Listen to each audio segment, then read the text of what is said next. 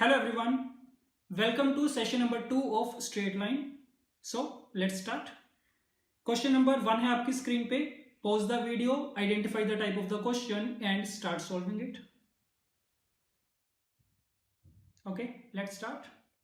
The members of the family of lines, एक equation दे रखी है फैमिली ऑफ लाइंस की, where lambda is not equal to 0, mu is not equal to 0, pass through the point. Family of lines का question है, ठीक है. और जब भी ऐसा क्वेश्चन होता है कि एक फैमिली ऑफ लाइंस की इक्वेशन गिवन है और पूछा जाता है कौन से पॉइंट से पास कर रही है, तो याद रखा करो हमेशा कौन सी फॉर्म बनती है, L1 प्लस लैम्डा L2 बराबर 0 वाली फॉर्म बनेगी. और कोई पॉसिबिलिटी नहीं है ऐसे क्वेश्चन में, हमेशा ये वाली फॉर्म बनती है, ठीक है. और इस फॉर्म की खास बात क्या होती है कि ये जो फैमिली ऑफ लाइंस होती है वो हमेशा L1 इक्वल टू 0 वाली लाइन और L2 इक्वल टू 0 वाली लाइन के इंटरसेक्शन पॉइंट से पास होके जाती है. तो बस इसमें करना यही है कि जो भी इक्वेशन आपको दे रखी है इसको इस फॉर्म में हमें कन्वर्ट करना है L1 प्लस लैम्डा L2 बराबर 0 में, ठीक है. तो कर रहे हैं इसको. दो चीजें दिख रही है हमें, लैम्डा और म्यू, इनको पैरामीटर्स बोलते हैं. तो दो पैरामीटर्स है लैम्डा म्यू. क्या करो, लैम्डा वाली टर्म्स अलग कर लो, म्यू वाली टर्म्स अलग कर लो. सो लैम्डा के साथ कितना मिलेगा, x plus 2y minus 1 plus mu के साथ कौन सी terms, x plus Y minus 2 बराबर 0. ये चीज मिली, ठीक है. सारी इक्वेशन को लैम्डा से डिवाइड कर रहा हूं मैं क्योंकि नॉन जीरो नंबर है, डिवाइड किया जा सकता है. So this would B x plus 2y minus 1 plus mu upon lambda. इसको एक नया पैरामीटर का नाम दे सकते हैं, मान लेते हैं चलो k है, x plus Y minus 2 equal to 0. तो देख सकते हैं वही वाली फॉर्म आ गई, L1 plus k L2 equal to 0, जो कि कहां से पास करके जाएगी, इन दोनों लाइंस के इंटरसेक्शन पॉइंट से. x plus 2y minus 1 equal to 0 and x plus Y minus 2 equal to 0, ठीक है. तो इन दोनों के इंटरसेक्शन पॉइंट फाइंड करना. मैं लिख रहा हूं डायरेक्टली, ये इंटरसेक्शन पॉइंट आपको मिलेगा 3, -1. तो बस पता चल गया कि जो गिवन फैमिली ऑफ लाइंस की इक्वेशन थी वो 3, -1 से पास करेगी हमेशा, right. So A is the correct answer. Starting with question number 2. If a square plus 9b square equal to 6ab plus c square, then the straight line always passes through at least one of the two fixed points. One such fixed point is. Again family of lines का question है. हमें a b और c में एक relation दे रखा है, ठीक है. सबसे पहले तो इसको सिंप्लीफाई करते हैं थोड़ा. क्या बनेगा ना, ये a square plus 9b square minus 6ab equal to c square. अब देख सकते हो जो लेफ्ट हैंड साइड वाला एक्सप्रेशन है ना, ये a माइनस 3b का होल स्क्वायर बन रहा है and this is equal to c square. दोनों साइड पे स्क्वायर रूट लेंगे तो क्या मिलेगा, a minus 3b equal to c एक पॉसिबिलिटी, और दूसरी क्या, a minus 3b equal to minus c. तो दो पॉसिबल इक्वेशंस आ गई, ठीक है. वन बाय वन दोनों को कंसीडर करेंगे. जैसे मान लो अगर फर्स्ट वाले को अगर पहले देखना है, a minus 3b equal to c, इसको हम लिख रहे हैं a minus 3b minus c equal to 0. तो ये तो हमारे पास एक रिलेशन आ गया ए बी और सी में. बट हमें लाइन की इक्वेशन क्या दे रखी है, A X plus B Y plus C equal to 0. Again standard type का क्वेश्चन है फैमिली ऑफ लाइंस में कि A X plus B Y plus C equal to 0 family of lines की इक्वेशन है और ए बी सी में एक relation given है. उसकी हेल्प से हमें बताना होता है कि लाइन हमेशा कौन से पॉइंट से पास करेगी. और करने का तरीका क्या, ये जो रिलेशन दे रखा है ना, इसमें से सी की वैल्यू फाइंड कर लो ए और बी की टर्म्स में, जो कि कितनी आएगी इस केस में, a माइनस 3b. उसको पुट करेंगे लाइन की इक्वेशन में, तो कितना बना, ये a माइनस 3b पुट कर दिया इक्वल टू 0. अगेन अब ये जो इक्वेशन आई इसमें दो पैरामीटर्स हैं a और b, तो a वाली टर्म्स सेपरेट, b वाली सेपरेट, ये बन रहा है, ठीक है. a से डिवाइड करवा दो सारी इक्वेशन को, तो x plus 1 plus b upon a का नाम रख देते हैं lambda, y minus 3 equal to 0. तो कौन सी फॉर्म आ गई, L1 प्लस लैम्डा L2 बराबर 0 वाली फॉर्म, जो कि कहां से पास करेगी, L1 और L2 के इंटरसेक्शन पॉइंट से. तो इस केस में वो इंटरसेक्शन पॉइंट दिख रहा है, कितना आएगा, -1, 3. तो ये पता चल गया कि ये वाली जो लाइन है ये एक पॉसिबिलिटी है कि इस पॉइंट से पास कर सकती है -1, 3 से. दूसरी पॉसिबिलिटी यहाँ पे क्या आना चाहिए था, और आना चाहिए था, राइट. तो दूसरी पॉसिबिलिटी क्या हो सकती है, a minus 3b equal to minus C वाली. इसके लिए फिर से अगर सारा सेम प्रोसेस करोगे, ax plus B Y plus C equal to 0, फिर से c की वैल्यू पुट करेंगे, कितना मिलेगा, ये this would be 3b minus a, right. तो a के साथ मिलेगा x minus 1 and plus b times y plus 3 equal to 0। तो इंटरसेक्शन पॉइंट कितना 1 कॉमा माइनस 3। तो क्योंकि बीच में और है तो दोनों में से कोई एक केस होगा, ठीक है। तो इसमें पूछा था always passes through at least one of the two fixed points. तो या तो 1 कॉमा माइनस 3 वाले फिक्स्ड पॉइंट से पास कर रही होगी या माइनस 1 कॉमा 3 से। तो देख लो इन दोनों में से कौन सा ऑप्शन में दे रखे तुम्हें 1 कॉमा माइनस 3, तो ये ऑप्शन आ जाएगा, right. Let's start. Given the family of lines, एक फैमिली ऑफ लाइंस की equation again. Among the lines of the family, the number of lines situated at a distance of square root of 10 from the point 2, minus 3। ठीक है, सबसे पहले तो family of lines की जो equation है कौन सी फॉर्म में है, अगर मैं a से डिवाइड करवा दूं तो L1 प्लस लैम्डा L2 बराबर 0 वाली लाइन बनेगी। तो इनका इंटरसेक्शन पॉइंट फाइंड कर लेते हैं। ये तो स्टेप नंबर 1 हो गई, देख लेना 2x plus y plus 4 equal to 0 and x minus 2y minus 3 equal to 0। इन दोनों का इंटरसेक्शन पॉइंट आपको मिल जाएगा -1 कॉमा -2, राइट। p का नाम दे रहे हैं इसको, जिसका मतलब क्या कि ये जो फैमिली ऑफ लाइंस दे रखी हैं इसमें वो सारी लाइंस प्रेजेंट हैं जो -1 कॉमा -2 से पास कर रही हैं, ठीक है। तो इतनी सारी लाइंस तो मैं नहीं बनाऊंगा, तो सपोज मैं 2 लाइंस बना रहा हूँ। ये 2 लाइंस हैं जो -1 कॉमा -2 से पास कर रही हैं। दिस इज पॉइंट p, ठीक है। और एक कोई दूसरा पॉइंट दे रखे 2 कॉमा -3, तो यहां पे मान लेते हैं m पॉइंट 2 कॉमा -3।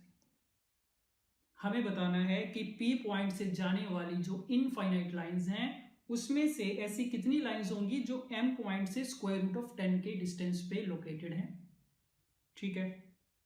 अब इसके लिए क्या कंसेप्ट यूज होगा ना, ऐसा क्वेश्चन प्रोबेबली आपने देखा होगा पहले, और ये क्वेश्चन ज्यादातर किस फॉर्म में होता है कि एक पॉइंट दे रखा है m 2 -3 और फैमिली ऑफ लाइंस की इक्वेशन दे रखी है और आपसे पूछा जाता है कि बताओ इन फैमिली ऑफ लाइंस में से वो कौन सी लाइन है जो m वाले पॉइंट से सबसे ज्यादा दूरी पे है, which is located farthest from the given point. और उसके लिए कंसेप्ट क्या होता है कि वो वाली लाइन जो m से सबसे ज्यादा दूरी पे होगी वो कौन सी लाइन होती है, MP वाली लाइन के जो परपेंडिकुलर होती है, that is the required line. तो अगर L वाली लाइन है which is perpendicular to MP, तो L line will be located at the greatest distance from the point M, ठीक है। और इसको अगर इसका रीजन देखना चाहो, अगर नहीं पता किसी को, वो देख सकते हैं कि जैसे मान लो एक लाइन तो हमने कंसीडर कर ली L वाली जो कि MP के परपेंडिकुलर है, और एक कोई भी दूसरी रैंडम लाइन कंसीडर कर रहे हैं। मान लो ये एक लाइन ले ली हमने, L2 वाली लाइन ले ली सपोज, ठीक है। हम देखना चाह रहे हैं L2 वाली लाइन और L वाली लाइन दोनों में से कौन सी लाइन M पॉइंट से ज्यादा दूरी पे है। तो डिस्टेंस की बात कर रहे हैं तो परपेंडिकुलर डिस्टेंस की बात कर रहे हैं, यानी तो M से L2 के ऊपर अगर हम परपेंडिकुलर ड्रॉप करें ना, ये मान लो इसका नाम N रख दिया, तो क्या देख के बता सकते हैं कि MN वाला डिस्टेंस ज्यादा होगा या MP वाला डिस्टेंस ज्यादा होगा। तो बता सकते हैं कैसे, MPN वाली ट्राइंगल कंसीडर करो, triangle MPN right angle triangle दिख रही है और इसमें MP क्या होगा, ये हाइपोटेन्यूज होगा, और MN क्या होगा, परपेंडिकुलर डिस्टेंस होगा। और क्योंकि हाइपोटेन्यूज तो हमेशा सबसे बड़ा होता है, इसका मतलब MP वाला डिस्टेंस जो तुम्हें मिलेगा वो ग्रेटर मिलेगा किससे, MN से, ठीक है। तो अब ये तो हमने कोई भी रैंडम लाइन ली थी ना L2, तो इसका मतलब ये कि इसके अलावा जितनी भी ऐसी लाइंस होंगी ना फैमिली ऑफ लाइंस में, तो उन सब के लिए सेम ही सिचुएशन होगी कि उनका जब तुम परपेंडिकुलर डिस्टेंस फाइंड करोगे वो हमेशा MP से कम आएगा। तो इसका मतलब ये पता चल गया कि L वाली लाइन हमेशा सबसे ज्यादा दूरी पे होगी, ठीक है। तो ये कंसेप्ट याद रखना, ओके। अब इसमें पूछा गया एक पर्टिकुलर वैल्यू दे रखी है हमें at a distance of square root of 10। तो पहला काम तो हम यही करते हैं, M और P के बीच का डिस्टेंस फाइंड कर लेते हैं, और ये हमें पता है कि ये परपेंडिकुलर डिस्टेंस क्या होगा, मैक्सिमम डिस्टेंस होगा किसी भी लाइन के लिए।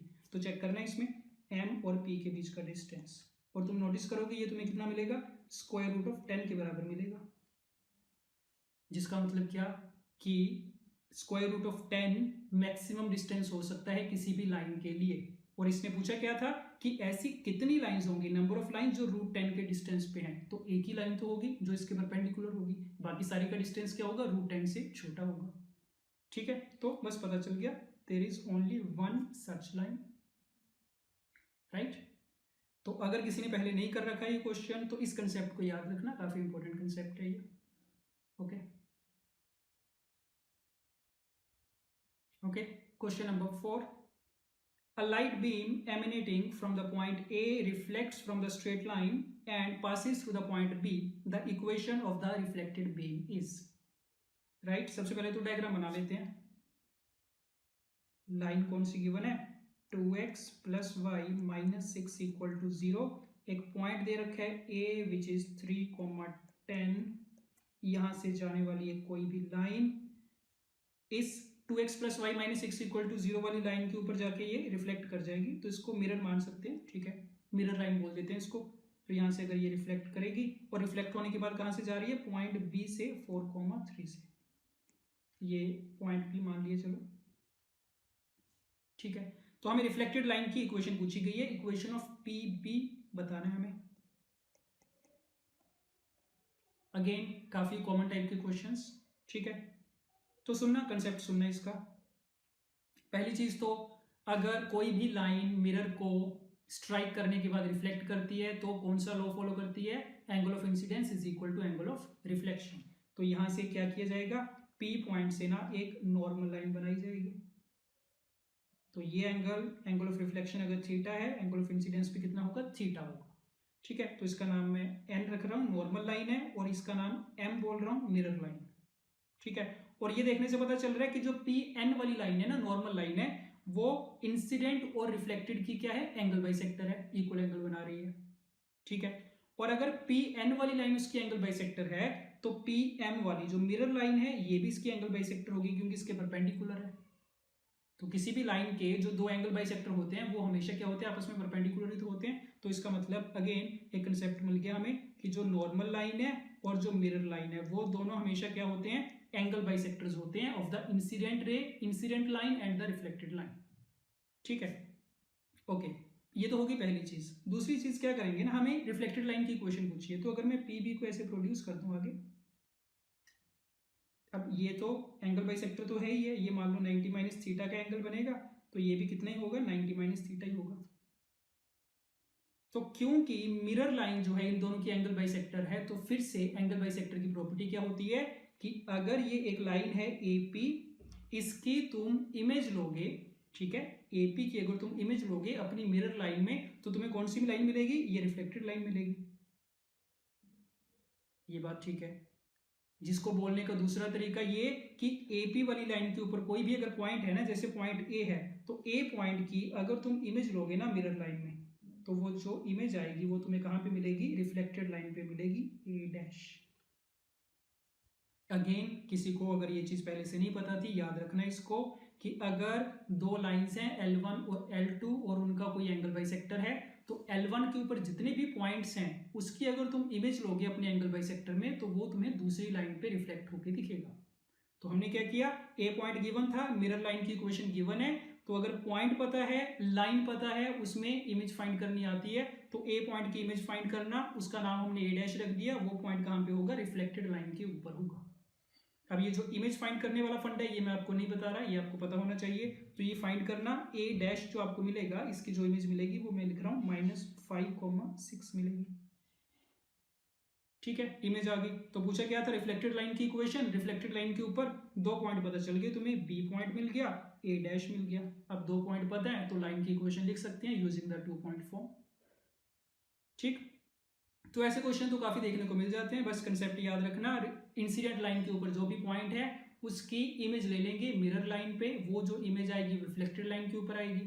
तो रिफ्लेक्टेड लाइन के ऊपर एक पॉइंट मिल गया, एक पहले से गिवन होता है, दो पॉइंट्स की हेल्प से इक्वेशन लिखी जा सकती है रिफ्लेक्टेड लाइन की, right. Let's start. The equations of perpendicular bisectors of the sides AB and AC of a triangle ABC are given. If the point is 1, -2, then the equation of the line BC is, एक triangle बना रहे हैं A, B and C, A vertex दे रखे हैं 1, -2, और क्या कुछ गिवन है, AB और AC की परपेंडिकुलर बाइसेक्टर की इक्वेशन। तो ये मान लो AB का परपेंडिकुलर बाइसेक्टर और ये AC का perpendicular bisector, this point is suppose M, this point is N, ठीक है, ये चीज वैसे पता है हमें कि इनका जो साइड्स का परपेंडिकुलर बाइसेक्टर वो कहां पे जाके मीट करते हैं, सर्कम सेंटर पे। तो ये अगर ओ पॉइंट है ना तो O will be the circumcentre of the triangle. ठीक है, बट वो देखते हैं उसकी हमें जरूरत पड़ेगी इस केस में या नहीं पड़ेगी। ठीक है, क्या पूछे, इक्वेशंस दे रखी है परपेंडिकुलर बाइसेक्टर की। तो ए बी की इक्वेशन कितनी, x minus y plus 5 equal to 0, और ए सी के परपेंडिकुलर बाइसेक्टर की इक्वेशन है x plus 2y equal to 0। हमें बी सी लाइन की इक्वेशन फाइंड करनी है। ठीक है, देखना क्या करेंगे। सबसे पहले अगर सिर्फ ए बी वाली लाइन की बात करें ना, इसका परपेंडिकुलर बाइसेक्टर हमें दे रखे है, उसकी इक्वेशन दे रखी है। अब परपेंडिकुलर बाइसेक्टर का मतलब ही क्या होता है कि वो उसके परपेंडिकुलर होगा और उससे उसके मिड पॉइंट से पास करके जाएगा, उसको बाइसेक्ट करेगा। ठीक है, ये डेफिनेशन होती है परपेंडिकुलर बाइसेक्टर की। तो जिसका मतलब क्या हो गया कि अगर तुम ए पॉइंट की इमेज लोगे ना अपने परपेंडिकुलर बाइसेक्टर में, तो तुम्हें कौन सा पॉइंट मिलेगा, बी पॉइंट ही तो मिलेगा, राइट। इमेज का कंसेप्ट यही होता है कि अगर ए पॉइंट की किसी लाइन में तुम इमेज लोगे तो उनको ज्वाइन करने वाली, ए और ए डैश को ज्वाइन करने वाली जो लाइन है वो अपने परपेंडिकुलर बाइसेक्टर के परपेंडिकुलर होगी और उसके मिड पॉइंट से पास करके जाएगी, राइट। तो इसका मतलब सिंपल सी बात ये है कि जो बी वर्टेक्स है वो एक्चुअल में होगा क्या, वो इमेज होगी of vertex A in its perpendicular bisector x minus y plus 5 equal to 0। ये बात सही है। अगेन इमेज फाइंड करनी आपको आती है, ठीक है, कर सकते हैं। एंड सिमिलरली सेम तरीके से सी वाला पॉइंट क्या हो सकता है, image of A in its perpendicular bisector x plus 2y equal to 0। तो बस इतनी सी चीज है इसमें। तो दोनों के लिए इंडिविजुअली इमेज फाइंड करना। ठीक है, मैं लिख रहा हूं यहाँ पे, बी पॉइंट तुम्हें मिल जाएगा -7,6, सी मिलेगा 11/5, 2/5। इसमें बनेगी जो कैलकुलेशन बनेगी थोड़ी सी, एक बार बी और सी पॉइंट अगर आ गया तो 2 पॉइंट फॉर्म से बी सी लाइन की इक्वेशन लिखी जा सकती है। ओके, देखते हैं। Consider a triangle ABC with vertex A. The internal bisectors of angles B and C are given. If x1, y1 and x2, y2 are the coordinates of B and C respectively, then the value of x1, x2 plus y1, y2 is. तो फिर से triangle दे रखी है, उसका एक vertex दे रखा है, और इस केस में क्या दे रखा है, बी और सी के एंगल बाइसेक्टर्स की इक्वेशन दे रखी है। ठीक है, और उसकी हेल्प से हमें बी और सी वर्टेक्स के कोऑर्डिनेट्स फाइंड करने हैं। सो डायग्राम प्लॉट कर रहे हैं सबसे पहले तो A, B and C. A is 2, -4. B का एंगल बाइसेक्टर बना लेते हैं और C का एंगल बाइसेक्टर। तो ये अगर B का एंगल बाइसेक्टर जा रहा है ना, तो इसकी इक्वेशन कितनी दे रखी है, x plus y equal to 2।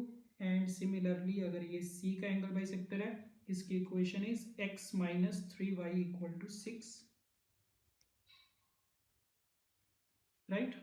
इतनी इंफॉर्मेशन है। तो हमें B और C के कोऑर्डिनेट्स फाइंड करने हैं।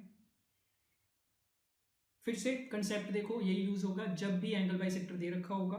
तो क्योंकि B, इसको मैं नाम दे रहा हूं, this is M, this is N। तो क्योंकि BM क्या है, एंगल B का एंगल बाइसेक्टर है, या फिर ये बोल लो AB और AC वाली लाइन, AB और BC वाली लाइन का एंगल बाइसेक्टर है। इसका मतलब ये कि AB वाली लाइन के ऊपर जितने भी पॉइंट्स होंगे, अगर उनकी तुम इमेज लोगे BM में, तो वो कहां पे रिफ्लेक्ट होगी, BC में रिफ्लेक्ट होगी। तो पहला काम क्या करेंगे, ए वाले पॉइंट की हम इमेज ले लेंगे लाइन BM में। ठीक है, तो ए की इमेज ले रहे हैं BM में। तो सपोज ये इमेज मिल गई हमें, और ये कहाँ पे मिलेगी, BC पे मिलेगी। तो ये आ गया A डैश, मान लिया इसको हमने।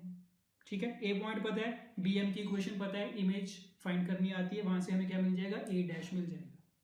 सिमिलरली ए की जो इमेज है CN में, क्योंकि CN भी एंगल बाइसेक्टर है, तो ए की इमेज जो होगी CN में, वो भी कहां पे मिलेगी, BC पे मिलेगी। इसको हमने नाम दे दिया A डबल डैश।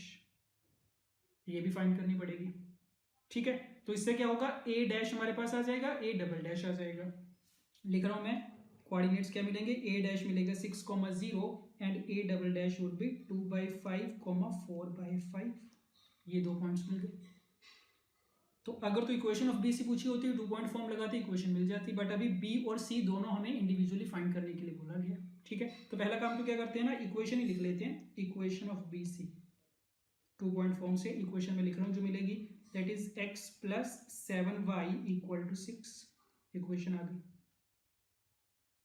ठीक है, अब एक बार अगर BC आ गई लाइन, BC लाइन की इक्वेशन आ गई, तो करेंगे क्या ना, B पॉइंट क्या होगा, BC और बी एम वाली लाइन का इंटरसेक्शन पॉइंट होगा, और बी सी हमें पता है, बी एम पता है, दोनों के इंटरसेक्शन पॉइंट फाइंड करेंगे तो क्या मिल जाएगा, पॉइंट बी मिल जाएगा।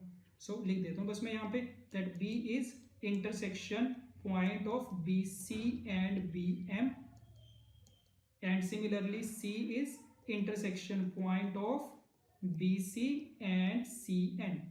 ये दोनों फाइंड करना है अपने आप। ये आपको मिलेंगे, बी पॉइंट मिलेगा 4/3, 2/3, और सी पॉइंट मिलेगा 6,0। ठीक है, 6,0 मिलने का मतलब ये कि ए की जब तुम इमेज लोगे ना एंगल बाइसेक्टर में, तो वो तुम्हें पॉइंट सी ही मिल जाएगा ऑलरेडी। ठीक है, पर ये बाई चांस हो गया कि ऐसा आ रहा है, ये जरूरी नहीं है। ठीक है, तो सोल्व करके हमें पता चला कि सी पॉइंट पे कितना आ गया, 6,0 आ गया। तो इससे क्या हुआ, बी के तुम्हें कोऑर्डिनेट्स पता चल गए, सी के कोऑर्डिनेट्स पता चल गए। तो x1 y1 आ गया, x2 y2 आ गया। पूछा क्या था, x1 x2 plus y1 y2। तो देख लो y1 y2 तो 0 ही आ रहा है, x1 इंटू x2 कितना बन जाएगा, 24/3, 8 मिल जाएगा। So answer is 8। तो बस कैलकुलेशन वाइज काफी लंबा क्वेश्चन है, ठीक है, बट कंसेप्ट वाइज देखा जाए तो वही कंसेप्ट यूज किए कि एक लाइन के ऊपर कोई पॉइंट है तो उसकी अगर अपने एंगल बाइसेक्टर में इमेज लोगे तो वो दूसरी लाइन के ऊपर जाके रिफ्लेक्ट कर जाएगा, राइट। स्टार्ट कर रहे हैं। Find a point R on the x-axis such that PR plus RQ is minimum where P is given and Q is given। ठीक है, दो पॉइंट्स दे रखे हैं और x एक्सिस पे एक तीसरा पॉइंट R होगा जिसकी पोजीशन हमें फाइंड करनी है किस तरीके से, ताकि PR प्लस RQ वाला डिस्टेंस मिनिमम हो जाए। तो देखना एक बार, ये हो गई हमारी x axis, y axis, origin. सबसे पहले जो दो पॉइंट्स हैं 1,1, 3,2, पता है दोनों के दोनों फर्स्ट क्वाड्रेंट में होंगे, या फिर ये बोल लो दोनों एक्स एक्सिस के सेम साइड पे होंगे। So if this point is P 1,1, this point is Q 3,2। ठीक है, अगेन हो सकता है ऐसे क्वेश्चंस आपने किए हों, स्टैंडर्ड तरीका होता है ऐसे क्वेश्चंस को अप्रोच करने का। ठीक है, अब R पॉइंट कहाँ पे होगा ना, इस एक्स एक्सिस के ऊपर कहीं पे भी हो सकता है, वो हमें बताना है कहाँ पे हो, ताकि PR plus RQ distance minimum हो पाए। अब देखना है इसको,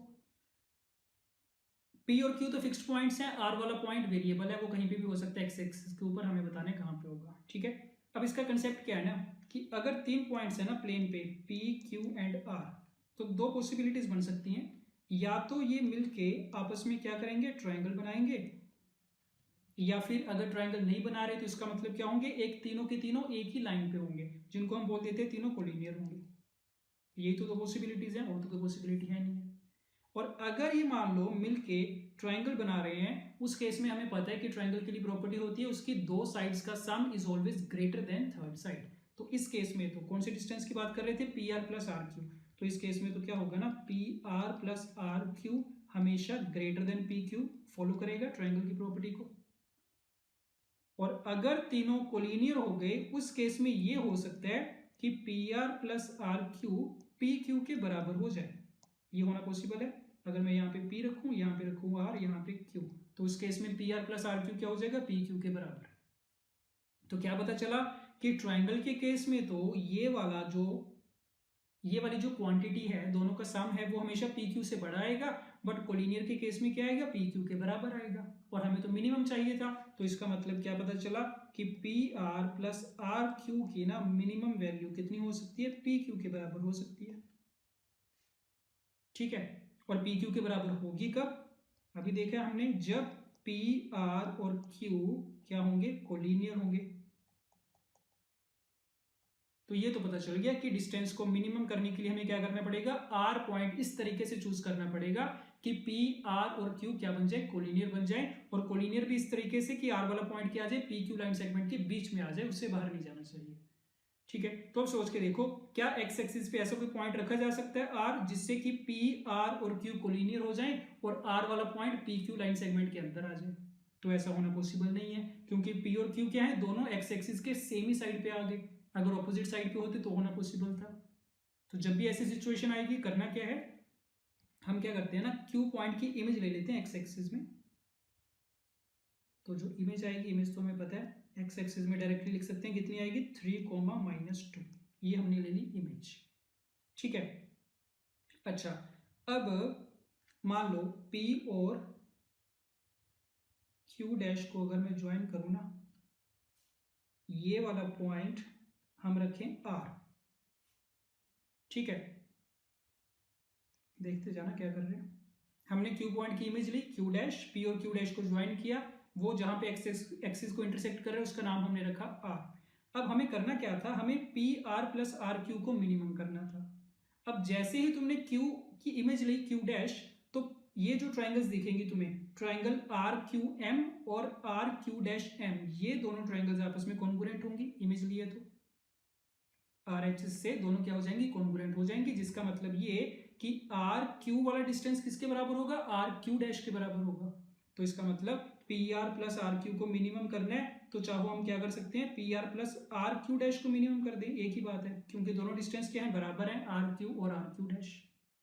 ठीक है, और फिर से अगर PR प्लस RQ डैश को मिनिमम करना है तो इसकी मिनिमम वैल्यू कितनी हो सकती है, PQ डैश ही तो हो सकती है, और वो होगी कब, when P, R and Q dash are collinear. वही सेम चीज कर रहे हैं जो पहले P और Q के लिए की थी, अब किसके लिए कर रहे हैं, P और Q डैश के लिए, व्हेन दीज आर कोलिनियर।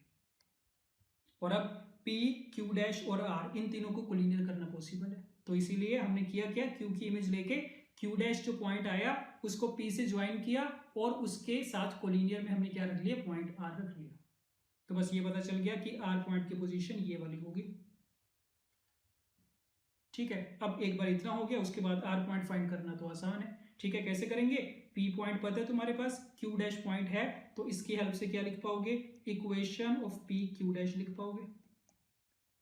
और एक बार P Q डैश की इक्वेशन आ गई, उसमें y इक्वल टू 0 पुट करेंगे तो पता चल जाएगा R वाला पॉइंट क्या है, x एक्सिस को कहाँ पे इंटरसेक्ट करके जा रहा है।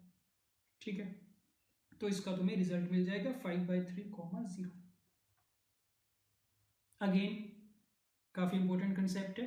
ठीक है, तो याद रख सकते हैं इसको। तो अब इस क्वेश्चन में तो क्या था ना, एक्स एक्सिस दे रखा था, बट ये जरूरी नहीं है, कोई भी तुम्हें रैंडम लाइन दे रखी हो सकती है। मान लो 2x + 3y = 4 दे दी, तो करना तुम्हें वही है, पहला स्टेप क्या करना है, जो दो पॉइंट्स दे रखे हैं P और Q, उनकी पोजीशन चेक करना उस लाइन के रिस्पेक्ट में कि वो दोनों सेम साइड पे हैं या ऑपोजिट साइड पे। तो अगर तो पहले ही ऑपोजिट साइड पे होते फिर तो काम आसान हो जाता, सिंपली तीनों को क्या कर देते, कोलिनियर कर देते। बट अगर दोनों सेम साइड पे हैं तो क्या करना, दोनों में से किसी भी एक पॉइंट की इमेज ले लेना, जैसे हमने यहाँ पे Q की ली है, चाहो तो P की भी ले सकते थे, तो किसी की भी एक इमेज ले लेना, और एक बार इमेज आ गई वो तो ऑपोजिट साइड पे होगी, तो उस पॉइंट को दूसरे पॉइंट के साथ ज्वाइन करेंगे और वहां से तुम तीनों को कोलिनियर कर पाओ। Right, okay. The distance between the pair of lines given bye, तो पेयर ऑफ लाइंस की इक्वेशन गिवन है, सेकंड डिग्री इक्वेशन, और क्योंकि दोनों लाइंस के बीच का डिस्टेंस पूछा गया, इसका मतलब ये बात तो पक्की है कि दोनों लाइंस कैसी बन रही होंगी, पैरेलल लाइंस बन रही होंगी। और ऐसी सिचुएशन में हमेशा क्या करते हैं, उन दोनों लाइंस की इंडिविजुअल इक्वेशन फाइंड करने की कोशिश करते हैं। और जब भी लाइंस की इंडिविजुअल इक्वेशन फाइंड करनी हो, उसके लिए तरीका क्या, उस इक्वेशन में जो सेकंड डिग्री टर्म है ना, उसको उठा के फैक्टराइज कर लो अलग से। तो इसके फैक्टर्स तो दिख ही रहे हैं, क्या बनेंगे, x + y का होल स्क्वायर बन रहा है, तो इसके फैक्टर्स बनेंगे x + y × x + y। अब इससे बनने वाली जो पैरेलल लाइंस होंगी उसमें x + y वाला पार्ट तो सेम ही होगा, कांस्टेंट टर्म साथ में कुछ भी हो सकती है। तो मान लो पहली जो लाइन है वो x + y + k1 है, और दूसरी लाइन कैसी है, x + y + k2। ये अभी हमें नहीं पता k1 और k2 की वैल्यू क्या है। ठीक है, तो हमने मान लिया कि वहां से यहाँ से जो दो लाइंस आएंगी वो कौन सी होंगी, x + y + k1 and x + y + k2। तो उनकी कंबाइंड इक्वेशन हम यहाँ से फाइंड कर लेंगे। ठीक, तो ये फाइंड कर रहे हैं, तो एक तो क्या मिलेगा, x + y का होल स्क्वायर वाली टर्म तो मिलेगी, वो तो मिलनी चाहिए थी। साथ में x का कोफिशिएंट कितना मिलेगा, k1 + k2, y का कोफिशिएंट कितना मिलेगा, k1 + k2, और कांस्टेंट टर्म कितनी, k1 × k2। ठीक है, तो ये मिली हमारी कंबाइंड इक्वेशन, और क्वेश्चन में जो दे रखी थी इन दोनों को आपस में कंपेयर कर लेते हैं। तो जब कंपेयर करोगे इससे कुछ नहीं मिलने वाला, ये वाला पार्ट तो सेम है ही ऑलरेडी। x के कोफिशिएंट्स को इक्वेट करो, क्या मिलेगा, k1 + k2 = -8a। y के कोफिशिएंट्स को इक्वेट करेंगे, सेम चीज मिलेगी, और कांस्टेंट टर्म को इक्वेट कर लो, k1 k2 = -9a²। तो मतलब k1 और k2 दो ऐसे नंबर्स हैं जिनका सम तो -8a के बराबर चाहिए तुम्हें, और प्रोडक्ट कितना चाहिए, -9a²।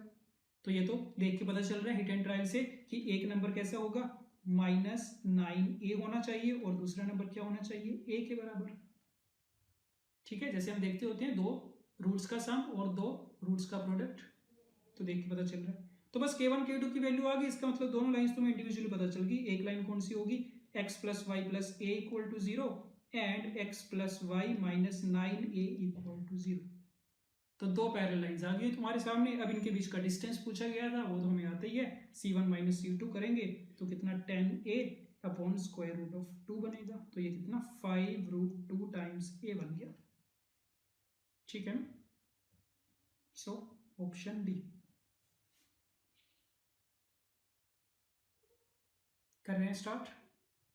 The area of the quadrilateral formed by two pairs of lines. दो पेयर ऑफ लाइंस की इक्वेशन दे रखी है, तो मतलब यहां से 4 लाइंस मिलेंगी और उससे बनने वाले क्वाड्रिलेटरल का एरिया पूछा गया। तो ट्राई करेंगे पहले तो यहां से चारों की चारों इंडिविजुअल लाइंस फाइंड कर लें। तो फर्स्ट जो पेयर ऑफ लाइंस दे रखा है ये देख के पता चल रहा है फैक्टराइज हो पाएगा। तो जो पहली ये दो टर्म्स है ना, इस पे a square minus b square की आइडेंटिटी लगेगी, तो क्या बनेगा l x minus M y into l x plus m Y minus n times l x plus m y equal to 0 ना, ठीक है। तो इसमें l x plus m y तो कॉमन आ रहा है और दूसरा फैक्टर कितना बनेगा l x minus M Y minus N equal to 0। तो मतलब एक लाइन तुम्हें ये मिल गई और दूसरी लाइन कितनी मिली L x minus M Y minus N equal to 0। दो लाइन्स ये आ गई, राइट। एंड सिमिलरली जो सेकंड पेयर ऑफ लाइंस है ये भी देख के पता चल रहा है, अगेन फैक्टराइज होगा। इस केस में क्या होगा l x minus M y वाला फैक्टर कॉमन आ जाएगा। तो एक लाइन तुम्हें कौन सी मिल जाएगी l x minus M y equal to 0 और दूसरा फैक्टर कौन सा बचेगा l x plus m y plus n वाला बचेगा ये। तो चारों की चारों लाइंस हमने फाइंड कर लिया। अब चेक कर लो क्या कोई स्पेशल टाइप की कोऑर्डिनेटर बन रही है यहां से, तो बन जाएगी l x plus m y equal to 0 l x plus m y plus n equal to 0। ये दोनों आपस में पैरेलल होंगी और बाकी दोनों आपस में पैरेलल होंगी, तो एक पैरेललोग्राम क्रिएट हो जाएगा, right.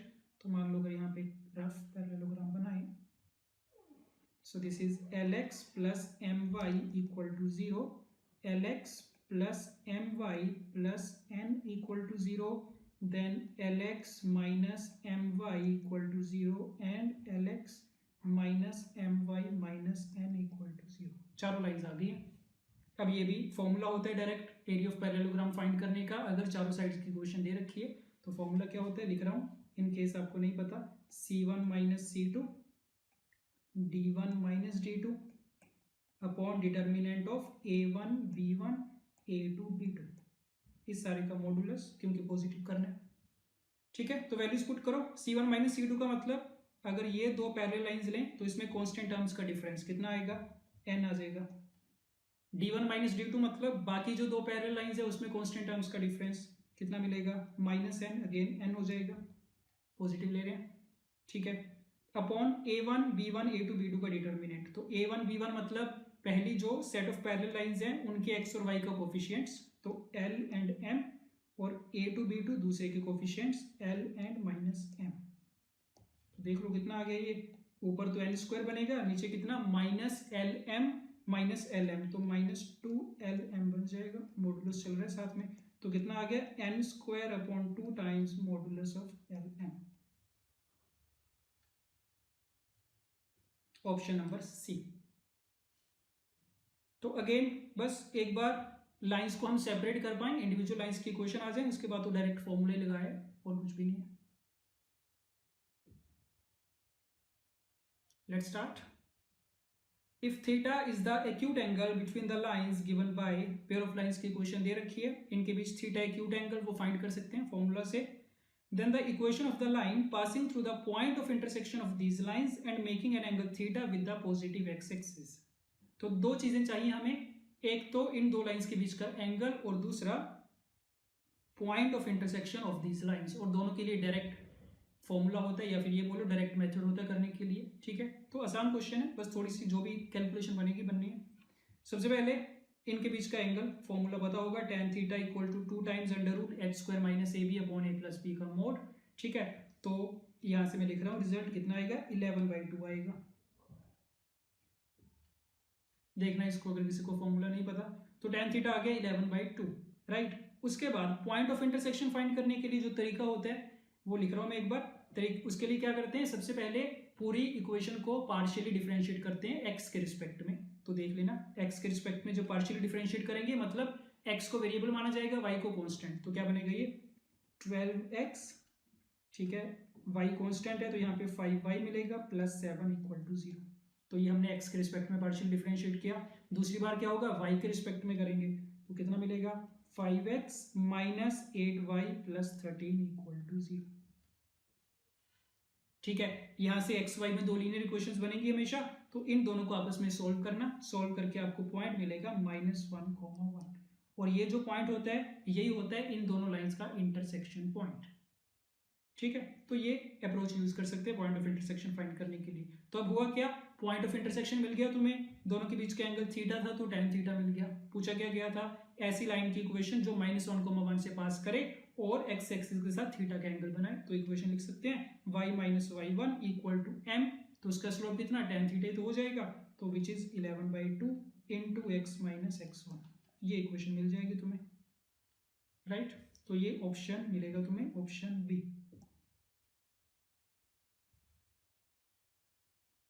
Let's start. When the axes are rotated by an angle tan inverse 2, keeping the origin fixed, the equation of the curve changes to।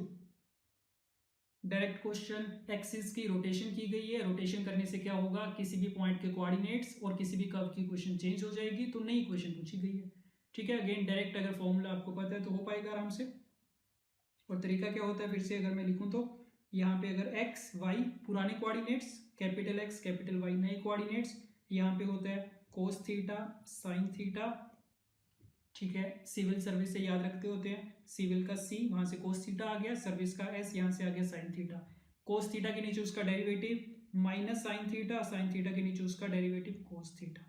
ये एक मैट्रिक्स बनता होता है, राइट। अब हमें चाहिए क्या, हमारी जो पुरानी इक्वेशन है किसमें, स्मॉल एक्स और स्मॉल वाई में, हमें चाहिए नई इक्वेशन मतलब कैपिटल एक्स और कैपिटल वाई में। तो इस मैट्रिक्स को देख के यहाँ से एक्स कैसे लिखा जाएगा, ऐसे वर्टिकली देखेंगे तो एक्स को लिखा जाएगा x times cos theta minus y times sine theta. इनका आपस में प्रोडक्ट, इनका आपस में प्रोडक्ट, दोनों का एडिशन।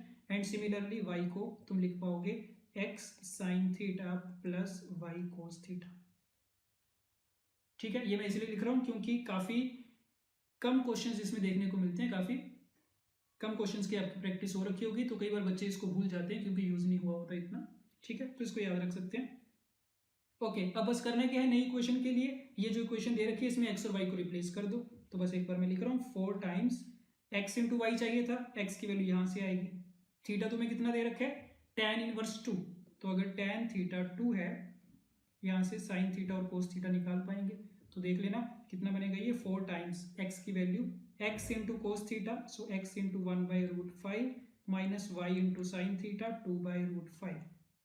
ठीक है, ये आएगा x इंटू वाई, वाई की वैल्यू कितनी x into sine theta plus Y into cos theta, 4xy and minus 3x², so -3, this is 1 x², right, equal to a²। तो बस कुछ भी नहीं है, स्मॉल एक्स और स्मॉल वाई की वैल्यू पुट की गई है कैपिटल एक्स और कैपिटल वाई की टर्म्स में, थीटा आपको पता ही है, बस इसको सिंप्लीफाई करते जाना, रिजल्ट मिल जाएगा x² minus 4y² equal to a²। ठीक है,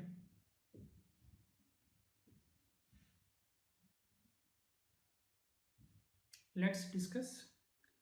if one of the lines bisects the angle between the axis, pair of lines की इक्वेशन दे रखी है और ये गिवन है कि उसमें से एक जो लाइन है वो एक्सिस के बीच के एंगल को बाइसेक्ट करेगी। तो एक्सिस के बीच के एंगल को बाइसेक्ट करने का मतलब या तो वो ऐसे फर्स्ट क्वाड्रेंट और थर्ड क्वाड्रेंट से जा रही होगी और इसका स्लोप इस केस में कितना हो जाएगा 1, या फिर दूसरी पॉसिबिलिटी अगर वो ऐसे जाएगी तब भी बोला जाएगा एक्सिस के एंगल को बाइसेक्ट कर रही है, उस केस में स्लोप कितना होगा -1। तो इसका मतलब तुम्हें ये दे रखा है कि इन दोनों में से जो एक लाइन है ना उसका स्लोप या तो 1 है या फिर -1, दूसरी लाइन के बारे में कोई इंफॉर्मेशन नहीं है। तो हमें ए बी और एच के बीच में रिलेशन फाइंड करना है। ठीक है, देखते हैं, ax² plus 2hxy plus by² equal to 0। Pair of lines में सबसे ज्यादा यूज होने वाला रिजल्ट कि अगर सेकंड डिग्री की होमोजेनियस इक्वेशन दे रखी है, उनसे बनने वाले स्लोप्स m1 और m2 हैं, तो m1 प्लस m2 की वैल्यू और m1 इंटू m2 की वैल्यू, ये जो रिलेशन होते हैं इनके स्लोप के बीच में, ये सबसे ज्यादा यूज होते हैं पेयर ऑफ लाइंस में। ठीक है, तो देखना अब एक स्लोप केस 1 तो ये होगा कि एक स्लोप को हम 1 मान लें और दूसरा तो पता ही नहीं है, तो उसको तो m2 मान के चलते हैं। ठीक है, तो बस दोनों आगे, इसके बाद रिलेशन यूज करना 1 प्लस m2 कितना minus 2h upon b, and product of slopes कितना होता है a अपॉन बी। राइट, हमें a b और h में रिलेशन चाहिए, तो दोनों में से m2 को एलिमिनेट करेंगे।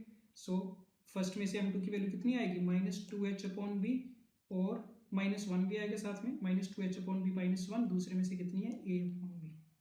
सारी इक्वेशन को b से मल्टीप्लाई कर रहे हैं, तो minus 2h minus b equal to a। So a plus b equal to minus 2h, ये रिलेशन मिल गया केस 1 से। ठीक है, अब जरूरी नहीं है कि m की वैल्यू 1 नहीं हो। ठीक है, दूसरा केस भी ले लो, m1 इक्वल टू अगर माइनस 1 हो जाए तो m2 को तो m2 ही मान लेंगे, फिर से वही चीज होगी, दोनों का सम करना माइनस 2h अपॉन बी आएगा, दोनों का प्रोडक्ट करना a अपॉन बी, इक्वेट करेंगे दोनों को, तो m2 की value minus 2h upon b plus 1, m2 की value minus a upon b, पूरी इक्वेशन को b से मल्टीप्लाई, तो minus 2h plus b equal to minus a, यहां से क्या मिल गया तुम्हें a plus b equal to 2h। ठीक है, तो अगर दोनों को एक ही स्टेटमेंट में लिखना चाहो तो तुम क्या बोल सकते हो कि a प्लस बी की वैल्यू क्या होगी प्लस 2h होगी या फिर माइनस 2h होगी। तो ये रिजल्ट मिला तुम्हें ऑप्शंस में। अगर तुम देखोगे स्क्वायर में दे रखे हैं, तो दोनों साइड पे अगर तुम स्क्वायर कर दो तो a प्लस बी का whole square equal to 4h square मिल जाएगा। दोनों केसेस इसमें इंक्लूड हो गए, प्लस लोगे तब भी यही आएगा, माइनस लोगे तब भी स्क्वायर करने के बाद तो यही आएगा। ठीक है, तो सिंपली वही कंसेप्ट यूज हुआ है, दो स्लोप्स अगर दे रखे हैं उनका सम और उनका प्रोडक्ट का रिलेशन यूज किया। Okay, if the pair of straight lines is rotated about the origin through 90 degree, then their equations in the new position are given by। Pair of lines की equation given है और बोला गया है कि पूरे system को, पूरे दोनों इक्वेशंस को, दोनों लाइंस को 90 डिग्री से हमने रोटेट कर दिया ओरिजिन के अबाउट रख के। ठीक है, तो उनकी नई इक्वेशंस पूछी गई हैं, equations in the new position are. अब इसमें ये देख लो, अलग से देख लेते हैं एक बार, कि अगर कोई भी लाइन है ना जिसका स्लोप m है tan थीटा के बराबर, मतलब पहले वो अगर थीटा का एंगल बना रही है, अगर तुम इसको ओरिजिन के अबाउट रोटेट करोगे कितने एंगल से 90 के एंगल से, तो होगा क्या, जो नया स्लोप तुम्हें मिलेगा m डैश, तो m डैश कितना होगा tan ऑफ 90 प्लस थीटा होगा, और tan 90 प्लस थीटा कितना माइनस कोट थीटा, और माइनस कोट थीटा कितना माइनस 1 अपॉन tan थीटा, ये पता चल गया। तो सिंपली अगर बोलना चाहें तो अगर कोई m स्लोप की लाइन है, उसको अगर तुम 90 डिग्री के अबाउट 90 डिग्री से रोटेट करोगे अबाउट द ओरिजिन, तो उसका स्लोप नया वाला क्या बन जाएगा माइनस 1 अपॉन m बन जाएगा। ठीक है, तो इसी का यूज करते हैं यहाँ पे, देखना ax square plus 2hxy plus by square equal to 0। यहाँ से दो लाइंस मिलेंगी ओरिजिन से पास करने वाली, एक का स्लोप मान लेना m1 है, दूसरे का स्लोप मान लेंगे m2 है।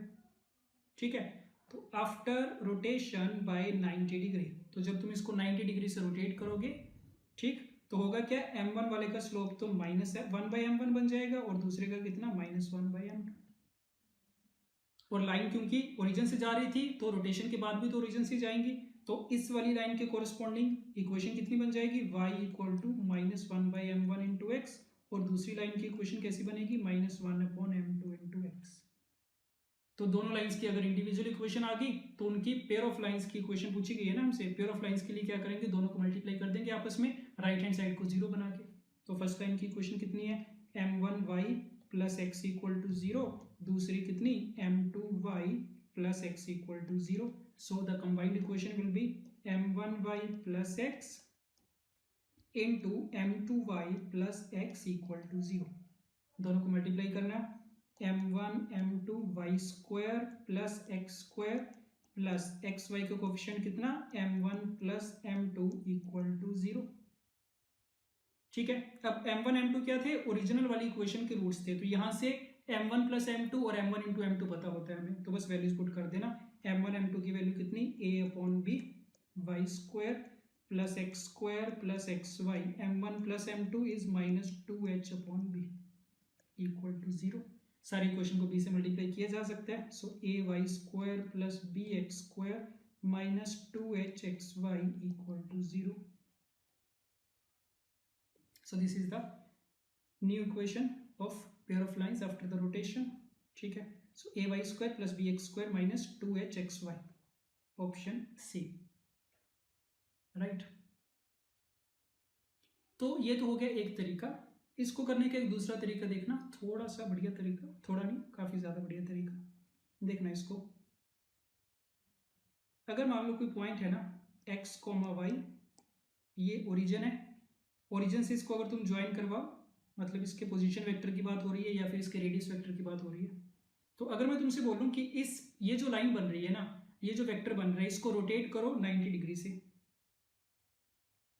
तो अगर पहले उस पॉइंट के कोऑर्डिनेट्स x, y थे, तो रोटेशन के बाद इस पॉइंट के कोऑर्डिनेट्स बता सकते हैं हम। अगर तुम इसको इस तरीके से देखो ना कि अगर ये r का डिस्टेंस है, तो हमें पता है r के डिस्टेंस पे जो कोऑर्डिनेट्स होते हैं कैसे होते हैं, r cos theta, r sin theta, तो ये मान लिया हमने। तो अगर तुम 90 डिग्री से रोटेट कर दोगे ना, तो पॉइंट्स क्या मिल जाएंगे, पॉइंट के coordinates r cos of 90 plus theta and r sin 90 plus theta, right. जिसका मतलब कितना, ये बनेगा तुम्हारा -r sin theta and r cos theta. तो अगर पहले coordinates r cos theta r sin theta थे, आफ्टर रोटेशन क्या बन गए, -r sin theta and r cos theta, जिसको अगर तुम x y टर्म्स में लिखना चाहो तो क्या लिखोगे, ये तुम्हारा बनेगा -y, x। तो इस सारी कहानी से क्या पता चला कि अगर कोई पॉइंट x, y था, उसको तुमने ओरिजिन से ज्वाइन कर रखा है और उस लाइन सेगमेंट को रोटेट किया गया है अबाउट द ओरिजिन, तो जो तुम्हारे नए पॉइंट के कोऑर्डिनेट्स आएंगे वो क्या आ जाएंगे, -y, x। तो मतलब x, y point after rotation by 90 degree in the counter clockwise direction will change to -y, x, right. इसी को अगर तुम चाहो कॉम्प्लेक्स नंबर वाले फंडे से भी देख सकते हो कि अगर एक कॉम्प्लेक्स नंबर होता है ना x प्लस आयोटा वाई, तो ये रिजल्ट होता है कि अगर तुम इसको 90 डिग्री से रोटेट करोगे ना, तो 90 डिग्री से रोटेट करने पे कॉम्प्लेक्स नंबर पे क्या इफेक्ट आता है, वो आयोटा से मल्टीप्लाई हो जाता है। तो अगर ये तुम आयोटा से मल्टीप्लाई करोगे क्या बनेगा, आयोटा x माइनस वाई बनेगा। और x प्लस आयोटा वाई का मतलब क्या होता है, कौन सा पॉइंट, x, y, और आयोटा x माइनस वाई का मतलब क्या हो जाएगा, -y, x। तो फिर से सेम ही चीज मिल रही है कि x, y point after rotation will change to -y, x। तो इसका मतलब क्या कर सकते हो तुम, जो तुम्हें पुरानी इक्वेशन गिवन थी ये वाली, क्या करना, रोटेशन के बाद क्या होगा, इस पूरी इक्वेशन में x को रिप्लेस कर देंगे -y से, ठीक है, और y को रिप्लेस कर देंगे x से, क्योंकि x, y किस में चेंज हो रहा था, -y, x में हो रहा था। तो x की रिप्लेसमेंट करनी है -y से, y की रिप्लेसमेंट करनी है x से। तो बस यही करना, सिंपली देख लो क्या आएगा, ax² था, -y रखा तो ay² बन गया, प्लस 2h, x को रखा है हमने -y और y को रखा है कितना, प्लस का x एंड प्लस by², तो प्लस bx² इक्वल टू 0। तो देख सकते हो ये आंसर आया था हमारा, ay² plus bx² -2hxy equal to 0। ठीक है, तो अगेन ये स्मार्ट तरीका है इसको करने का, याद रख सकते हैं इसको। Okay, let p, q and r be 3 points, then the equation of the bisector of angle p, q, r। एक ट्रायंगल दे रखी है, उसमें से एंगल q का इंटरनल बाइसेक्टर का की इक्वेशन पूछी हुई है। ठीक है, सबसे पहले तो पॉइंट्स भी ये देखने में थोड़े अच्छे वाले लग रहे हैं, -1, 0, 0, 0 एक्स एक्सिस के ऊपर होंगे। तो अगर तुम इसको कोऑर्डिनेट एक्सिस पे प्लॉट कर लो तो शायद आसान हो जाए हमारा काम। q 0, 0, p -1, 0 and r 3, 3 √3। ठीक है, इनको ज्वाइन करके ट्रायंगल बनाई जा सकती है। ये बन गई ट्रायंगल। अब इसमें एंगल Q का एंगल बाइसेक्टर पूछा गया, उसकी इक्वेशन पूछी गई है। तो अगर ये एंगल बाइसेक्टर है इसका, ठीक है, तो देखना क्या पता चल रहा है ना, देख के QR वाली जो लाइन है इसका स्लोप निकाला जा सकता है। तो क्या देखोगे, tan थीटा कितना आएगा स्लोप, √3 आ रहा है ना, तो इसका मतलब ये वाला एंगल हमें पता है ऑलरेडी कितना होगा, 60 डिग्री। तो इसका मतलब ट्राइंगल के अंदर एंगल क्यू पूरा कितना हो गया, 120 डिग्री हो गया। 120 डिग्री का मतलब ये वाला एंगल हाफ होगा, तो ये हो गया 60 डिग्री। तो अगर ये पॉइंट हम एम रख दें, तो हमें क्या पूछा गया था, क्यू एम की इक्वेशन पूछी गई थी। तो क्यू एम के बारे में सब कुछ पता है। एक्स एक्सिस के साथ कितना एंगल बना रहा है, 120 डिग्री, तो स्लोप कितना हो जाएगा, tan 120, और ओरिजिन से पास कर रहे हैं, तो इसकी इक्वेशन सिंपली क्या आ जाएगी, y equal to tan of 120 degree times x।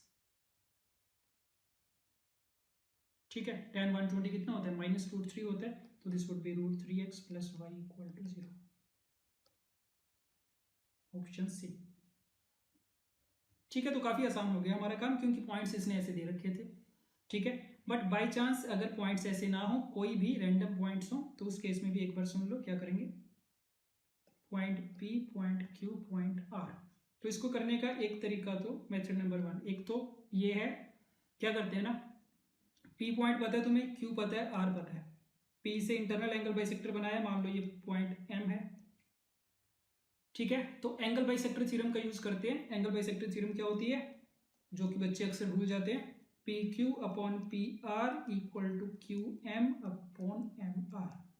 ये होती है एंगल बाइसेक्टर थ्योरम कि अगर P से एंगल बाइसेक्टर बनाया गया है, तो P की जो एडजेसेंट साइड्स हैं PQ और PR, उनकी रेशियो, और जो M पॉइंट है वो QR को जिस रेशियो में डिवाइड करेगा, QM अपॉन MR, ये दोनों आपस में बराबर होते हैं।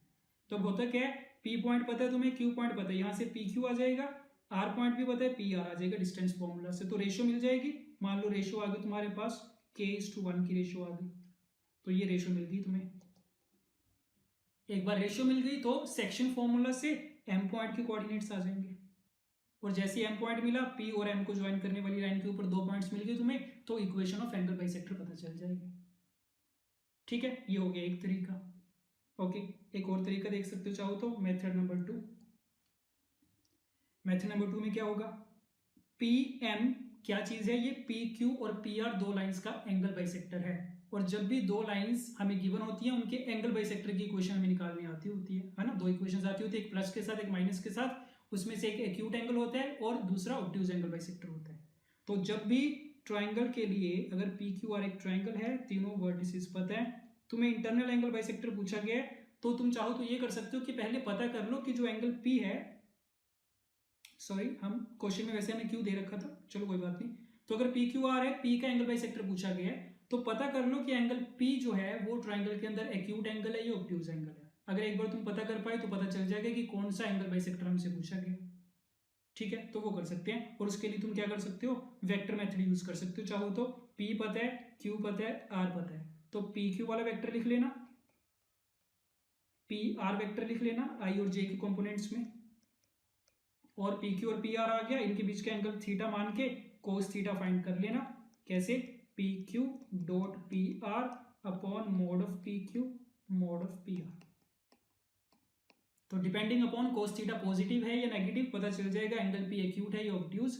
अगर एक्यूट है तो हम क्या करेंगे, एक्यूट एंगल बाइसेक्टर वाली इक्वेशन फाइंड कर लेंगे, और अगर ऑब्ट्यूज है तो ऑब्ट्यूज एंगल बाइसेक्टर वाली इक्वेशन फाइंड कर लेंगे। ठीक है, तो बेसिकली ये दो मेथड्स हैं तुम्हारे पास एंगल बाइसेक्टर, ट्राइंगल के अंदर इंटरनल एंगल बाइसेक्टर फाइंड करने के लिए। ये जो हमने अभी किया है, ये तो बाय चांस क्वेश्चन उस हिसाब से दे रखा था कि हमें दोनों में से किसी मेथड की नहीं जरूरत पड़े।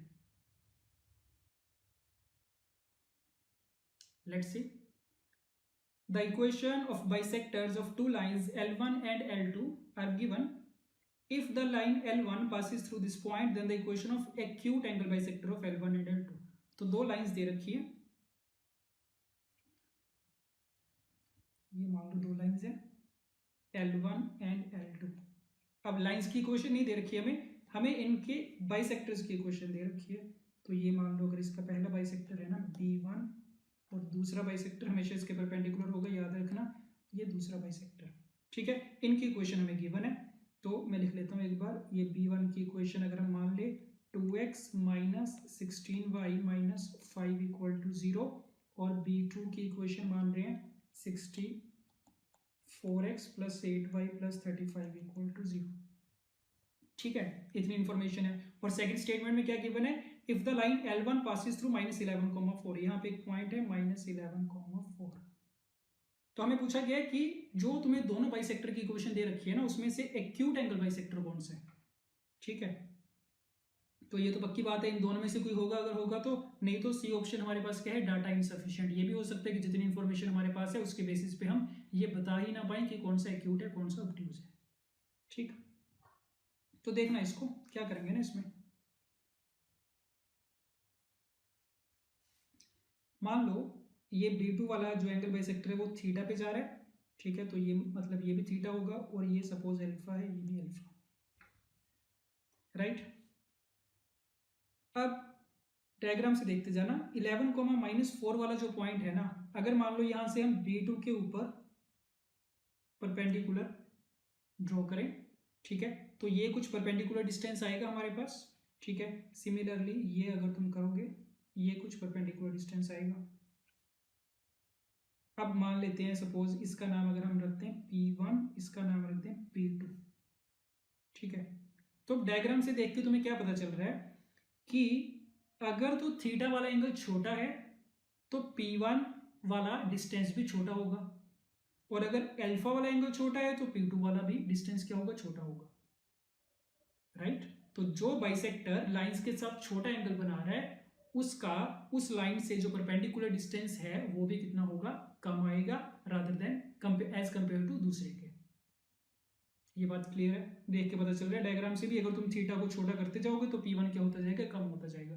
तो कहने का मतलब ये कि हम करेंगे क्या, ये जो पॉइंट है ना -11,4, इसका हम दोनों बाइसेक्टर से परपेंडिकुलर डिस्टेंस फाइंड कर लेंगे, क्योंकि दोनों बाइसेक्टर की इक्वेशन पता है तो परपेंडिकुलर डिस्टेंस तो फाइंड कर सकते हैं। तो P1 फाइंड कर लेना, P2 फाइंड कर लेना, जो डिस्टेंस दोनों में से मिनिमम आएगा, अगर P1 वाला छोटा आया तो हम बोल देंगे B2 वाला कौन सा होगा, एक्यूट एंगल बाइसेक्टर होगा, क्योंकि उसका थीटा छोटा होगा, ठीक है। और अगर P2 छोटा आ गया तो हम क्या बोल देंगे, अल्फा वाला जो बाइसेक्टर है यानी B1 वाला बाइसेक्टर है वो क्या होगा, एक्यूट एंगल बाइसेक्टर होगा। तो ये एक तरीका है हमारे पास आइडेंटिफाई करने का कि कौन सा बाइसेक्टर एक्यूट होता है कौन सा ऑब्ट्यूज होता है, ठीक है। तो ये करना अपने आप, कैलकुलेशन वाला पार्ट नहीं कर रहा मैं, P1 वाला डिस्टेंस में लिख रहा हूँ। P1 डिस्टेंस तुम्हें मिलेगा 637/8 स्क्वायर रूट ऑफ 65, और P2 डिस्टेंस मिलेगा 91/2 रूट 65, ठीक है। अब ये देखने में थोड़े से लग रहे होंगे कॉम्प्लेक्स, ठीक है, बट दोनों का क्या करते हैं ना, दो अगर कंपेयर करने कौन सा बड़ा कौन सा छोटा तो दोनों को डिवाइड ही कर लो, रूट 65 तो कैंसिल आउट ही हो जाएगा। तो क्या तुम नोटिस करोगे P2/P1 अगर करोगे ये मिलेगा तुम्हें 4/7, जिसका मतलब क्या, रेशियो क्योंकि 1 से छोटी आ रही है तो मतलब P2 क्या होगा, लेस देन P1 होगा। तो P2 वाला डिस्टेंस छोटा आ रहा है तो इसका मतलब P2 कौन से पे गिराया गया था, B1 पे, तो B1 वाला जो बाइसेक्टर है that will be the acute angle bisector. So 2x - 16y - 5 = 0, right. ये भी काफ़ी पॉसिबिलिटी है कि ऐसा क्वेश्चन आपने पहले नहीं देख रखा होगा, ठीक है। जनरली होता है कि हमें दो लाइंस दे रखी होती हैं और बोल दिया जाता है कि इसके एक्यूट एंगल की इक्वेशन बताओ या फिर ऑब्ट्यूज एंगल बाइसेक्टर की इक्वेशन बताओ, जिसके लिए हमने डायरेक्ट तरीका याद कर रखा होता है, ठीक है। तो ध्यान में रखना इस चीज़ को नेक्स्ट टाइम से, ओके।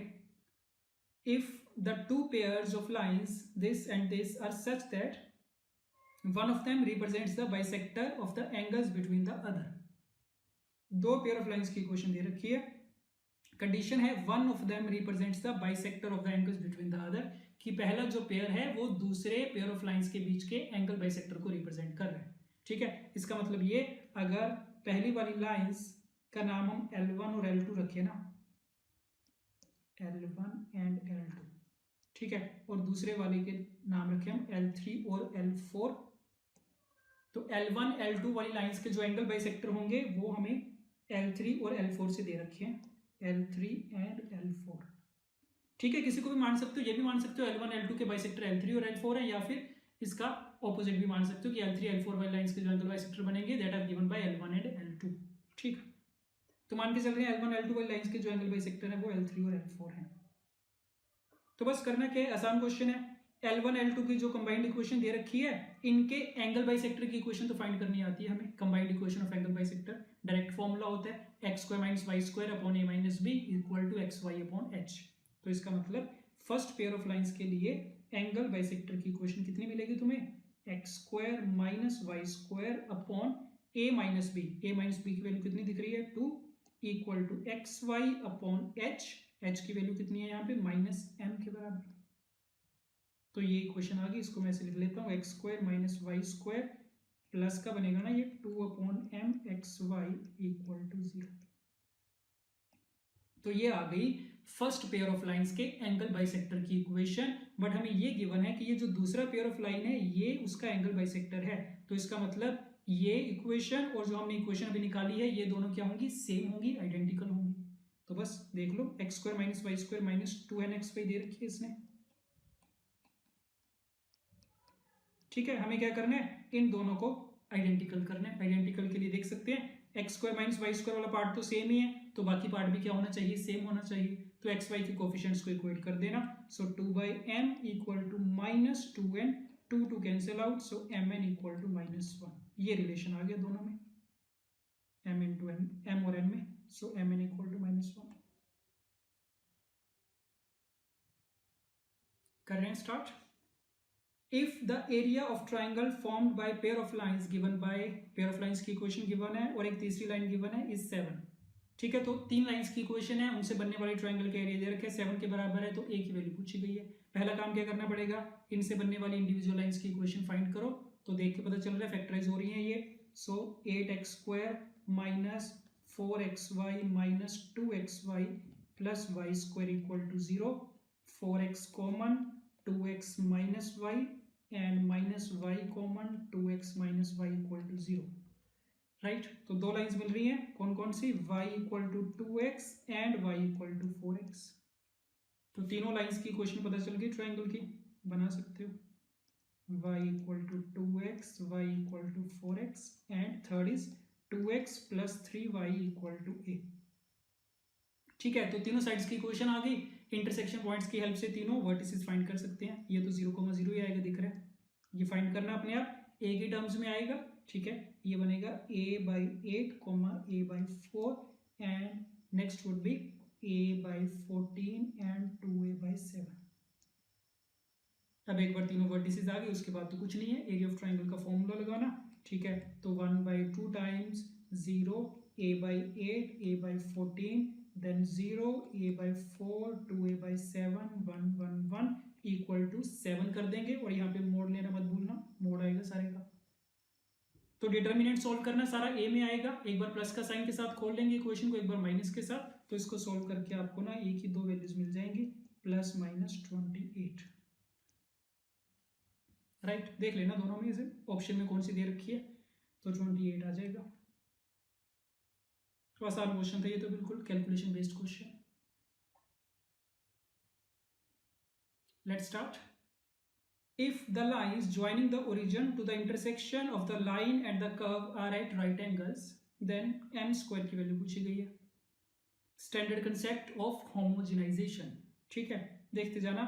एक कर्व दे रखे, second degree curve, x² + y² equal to 1, और एक दे रखी है लाइन की equation y equal to mx + 2। क्या बोला गया है, lines joining the origin to the intersection of these two. तो इनके इंटरसेक्शन पॉइंट्स अगर मान लो a और b है ना, इनको ओरिजिन से ज्वाइन किया गया।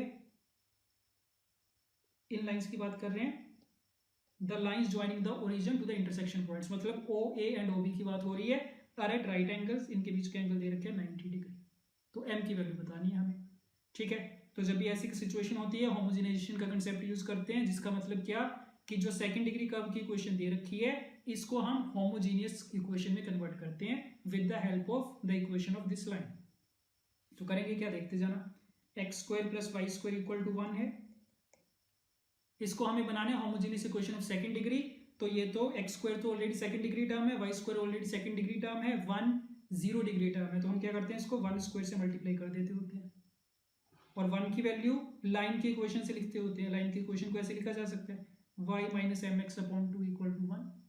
तो ये वाली वैल्यू उठा के पुट करेंगे, x² + y² इक्वल टू कितना बनेगा, y - mx/2 का होल स्क्वायर। अब तुम देख सकते हो इस इक्वेशन में सारी की सारी तुम्हें सेकंड डिग्री टर्म्स मिलेंगी, तो हम बोल देंगे कि ये इक्वेशन क्या बन गई, homogeneous equation of second degree बन गई। और यहां से जो दो लाइंस मिलेंगी, क्योंकि homogeneous equation of second degree है, तो pair of lines passing through the origin को तो रिप्रेजेंट करेगा। और यहां से जो दो लाइंस मिलेंगी कौन कौन सी होंगी, वो OA एंड OB ही होंगी। ठीक है, तो इसको थोड़ा सिंप्लीफाई करना, मैं लिख रहा हूँ, सिंप्लीफाई करके तुम्हें मिलेगा x² का कोफिशिएंट आएगा m² - 4 -3y² minus 2mxy equal to 0। और कंडीशन है ये दोनों क्या हैं, लाइंस आपस में 90 डिग्री पे, 90 डिग्री के एंगल पे। और पेयर ऑफ लाइंस अगर 90 डिग्री के एंगल पे, कंडीशन क्या होती है, coefficient of x² plus coefficient of y² equal to 0। तो बस वही करो, x² का कोफिशिएंट प्लस y² का coefficient equal to 0। So m² equal to 7। ये चीज मिल गई। ठीक है, बिल्कुल आसान क्वेश्चन है। Okay, if a variable line drawn through the point of intersection of the straight lines meets the coordinate axes in A and B, then the locus of midpoint of AB is a line drawn through the point of intersection of the straight lines। तो ये दो lines दे रखी है, इनके intersection point से जाने वाली line की बात हो रही है। तो फैमिली ऑफ लाइंस वाले कंसेप्ट से हमें ये पता है कि इन दोनों के इंटरसेक्शन पॉइंट से जाने वाली जो लाइन की इक्वेशन होगी किस टाइप की होगी, L1 प्लस लैम्डा L2 बराबर 0 टाइप की। तो मान लेते हैं जो हमारी रिक्वायर्ड लाइन है जिसकी बात कर रहे हैं, दैट इज L1 का मतलब ये plus lambda times L2 equal to 0। ठीक है, इतना हो गया। अब उसके बाद क्या बोल रहे हैं, this line meets the coordinate axis in A and B. तो अगर वो एक्स एक्सिस को ए पे मीट कर रहे हैं तो ए के कोऑर्डिनेट्स तो निकाल ही सकते हैं हम। कैसे निकालोगे, वाई को 0 पुट कर दोगे। ठीक है, तो ये करना अपने आप, वाई को 0 पुट किया तो होगा क्या, तुम्हें यहाँ से x की वैल्यू मिलेगी और x की वैल्यू जो आएगी मैं लिख रहा हूँ directly, this would B 1 plus lambda upon 1 by alpha plus lambda by beta. ठीक है, तो इसका मतलब यहाँ से तुम्हें a पॉइंट के कोऑर्डिनेट्स मिल गए जहां पे वो x एक्सिस को इंटरसेक्ट कर रहे हैं। राइट, सिमिलरली x को 0 पुट करोगे तो वो पॉइंट मिल जाएगा जहां पे वो y एक्सिस को इंटरसेक्ट करेगा। ये मिलेगा तुम्हें 0,1 plus lambda upon 1 upon beta plus lambda upon alpha. A और बी पॉइंट आ गया। ठीक है, क्या पूछा गया था, locus of mid point of A B. तो ए और बी के मिड पॉइंट का लोकस पूछे, उसको अगर मैं पी पॉइंट का नाम दे दूं और उसको एच कोमा के मान लूं उसके कोऑर्डिनेट्स, तो मिड पॉइंट फॉर्मूला से क्या मिलेगा, एच की वैल्यू आएगी 1 प्लस लैम्डा अपॉन 2 आ जाएगा साथ में, and similarly k will be equal to 1 plus lambda upon 2 times 1 upon beta lambda upon alpha। ये लगा दी मिड पॉइंट फॉर्मूला। ठीक है, बस अब क्योंकि लोकस चाहिए और सारी इक्वेशन किसमें चाहिए, एक्स वाई अल्फा बीटा में, तो इतना सा काम करना है कि इन दोनों इक्वेशंस में से हमें लैम्डा को एलिमिनेट करना है। तो उसके लिए थोड़ा सोचना पड़ेगा, थोड़ी मैनिपुलेशन करनी पड़ेगी। ठीक है, स्टैंडर्ड तरीका तो कोई नहीं होता इसके लिए। तो करेंगे क्या, सबसे पहले तो 1 प्लस लैम्डा का फैक्टर कॉमन है। ठीक है, क्या कर रहा हूँ मैं, देखना, इस 2 को तो यहाँ पे मल्टीप्लाई कर रहा हूँ, इस 2 को यहाँ पे मल्टीप्लाई कर रहा हूँ और फिर कर रहे हैं इसका रेसिप्रोकल। तो कितना मिलेगा, 1 upon 2h equal to 1 upon alpha plus lambda upon beta, नीचे कितना 1 प्लस लैम्डा। सिमिलरली यहाँ पे कितना 1 upon 2k 1 upon beta plus lambda upon alpha upon 1 plus lambda. अब दोनों का डिनोमिनेटर हमने सेम बना लिया, अब कर दो दोनों को add. So left hand side is 1 upon 2h plus 1 upon 2k, right hand side में 1 प्लस लैम्डा तो नीचे आएगा। ऊपर वाले में तुम देख सकते हो एक तो टर्म आएगी 1 upon alpha plus 1 upon beta की, और lambda upon beta plus lambda upon alpha से फिर से लैम्डा तो कॉमन आ जाएगा, ब्रैकेट में कितना 1 upon alpha plus 1 upon beta. तो मतलब ये कि ये वाला फैक्टर तुम्हें कॉमन मिलेगा इतना, और साथ में 1 प्लस लैम्डा मिलेगा। ठीक है, तो 1 प्लस लैम्डा कैंसिल आउट हो जाएगा, यही चाहिए था हमें, एलिमिनेट हो गया। तो लोकस के लिए एच और के को एक्स और वाई से रिप्लेस कर रहे हैं, ये बना। ठीक है, तो बस आ गया, एक्स वाई अल्फा बीटा में इक्वेशन आ गई। कर लो इसको, पहले वाले में से लेफ्ट हैंड साइड में 2xy का एलसीएम आएगा, y प्लस एक्स आ गया, उसमें कितना बना alpha plus beta upon alpha beta. So cross multiply, the locus is alpha beta into x plus y equal to 2xy into alpha plus beta. Right, option B. ठीक है, again ये वाला step थोड़ा challenging हो सकता है कि अगर एक बार h फाइंड कर लिया, k फाइंड कर लिया, उसके बाद ये चेक करना, ये जज करना कि लैम्डा को कैसे एलिमिनेट किया जाए। ठीक है, बाकी अदरवाइज तो कुछ नहीं है, बाकी तो कैलकुलेशन की गई है। ओके, स्टार्ट कर रहे हैं। if one of the lines given by the equation coincide with one of those given by the other equation and the other lines represented by them be perpendicular then। दो pair of lines की equation दे रखी है, condition क्या है, एक line तो दोनों में कॉमन है, कोइंसाइड कर रही है, और दूसरी लाइंस जो होंगी वो आपस में परपेंडिकुलर है। ठीक है, तो मतलब स्लोप्स का यूज करेंगे। तो देखना पहली equation 2x² plus axy plus 3y² equal to 0, इसके स्लोप हम मान के चल रहे हैं m1 and m2 and 2x² plus bxy minus 3y² equal to 0। तो जो तो कोइंसाइड वाली लाइन होगी उसका स्लोप सेम होगा m1, और दूसरी परपेंडिकुलर उसका स्लोप कितना -1/m2, राइट। ओके, अब दोनों के लिए रिलेशन यूज करेंगे sum of slope and product of slope का। तो फर्स्ट के लिए क्या मिलेगा, m1 plus m2 equal to कितना होता है -2h/v, so -a/3 and m1 into m2 is a/v, so 2/3। And then second के लिए sum of slopes -b/-3 and product is -2/-3, this would be 2/-3, m1 into m2 is a/b। ठीक है, तो इनको solve करके हमें m1 और m2 की वैल्यू फाइंड करनी है, या फिर क्वेश्चन में क्या बोला गया a और b की वैल्यू फाइंड करनी है, तो उसके लिए भी m1 m2 फाइंड करना पड़ेगा हमें पहले। तो देखना इन दोनों इक्वेशंस को अगर लेना, इनको मल्टीप्लाई कर रहे हैं आपस में, ये माइनस माइनस तो कैंसिल आउट ही हो जाएगा, तो मल्टीप्लाई करके क्या मिलेगा तुम्हें m1² इक्वल टू 2/3 का स्क्वायर, राइट। तो इसका मतलब m1 कितना, या तो +2/3 या -2/3। तो अगेन दोनों केसेस लेने पड़ेंगे। केस 1 अगर मान लो m2/3 हो गया m1, ठीक है, तो क्योंकि m1 इंटू m2 2/3 था, तो इसका मतलब m2 कितना हो जाएगा 1 हो जाएगा, m1 आ गया m2 आ गया, तो जो सम ऑफ स्लोप वाले रिलेशन थे इसमें पुट करना है और b की वैल्यू आएगी। तो पहले m1 प्लस m2 में पुट करोगे कितना आएगा 2/3 प्लस 1 इक्वल टू -a/3, तो यहाँ से a कितना मिलेगा तुम्हें -5। दूसरी क्वेश्चन में पुट करो m1 -1/m2 equal to b/3, तो यहाँ से b कितना मिल जाएगा -1। तो एक तो ये पॉसिबिलिटी हो सकती है a की वैल्यू -5 हो जाए, b की वैल्यू हो जाए -1, ठीक है। एंड देन केस नंबर 2 जो हो सकता है, अगर हम m1 को -2/3 ले, तो फिर से m1 इंटू m2 2/3 था, इसका मतलब m2 कितना बनेगा -1 होगा।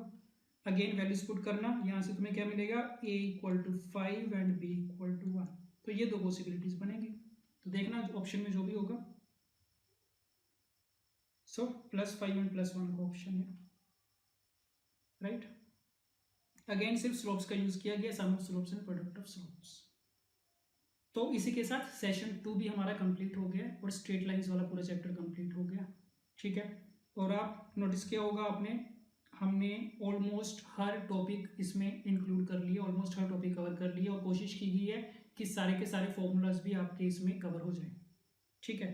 तो देखना अगेन 40 क्वेश्चन हो गए हैं, एक बार दोबारा से देखना, जो जो क्वेश्चन में डाउट लग रहा है एक बार दोबारा से रिवाइज करना, और इसके बाद नेक्स्ट जो आपका टेस्ट होगा इस चैप्टर का, उस टेस्ट को देना, ठीक है। फिर देखते हैं उसमें कैसा आपको फील हो रहा है, ठीक है, एक चैप्टर करने के बाद, ठीक है। क्योंकि जो हमारी रिवीजन सीरीज चलेगी पूरी अगले 30-35 दिन तक, तो उसमें यही वाला पूरा पैटर्न फॉलो होगा हर एक चैप्टर के लिए, राइट।